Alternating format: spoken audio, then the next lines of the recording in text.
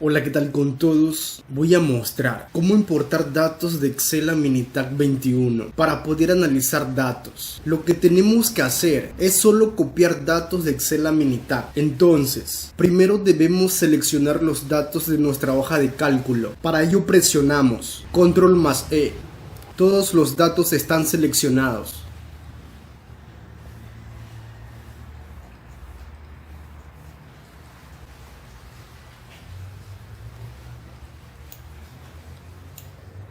Luego, debemos copiar los datos. Presionamos Control más C. Abrimos Minitab.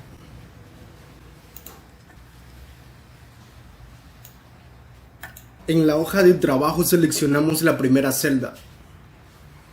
Esta es una celda gris, que es para los encabezados. En otras palabras, las variables, es decir, el nombre del título de cada columna. Por último, pegamos los datos. Presionamos Control más V. Aquí tenemos los datos importados.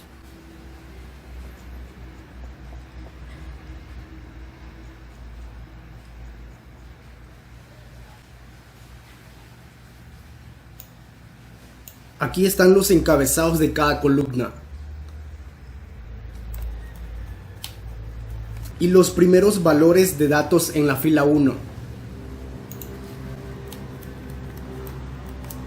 Además, observamos que hay una diferencia entre las columnas, con guión T,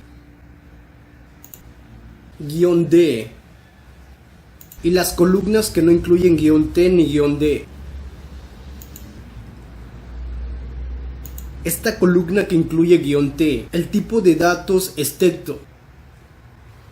Con guión D, el tipo de datos es fecha u hora, en este caso es fecha.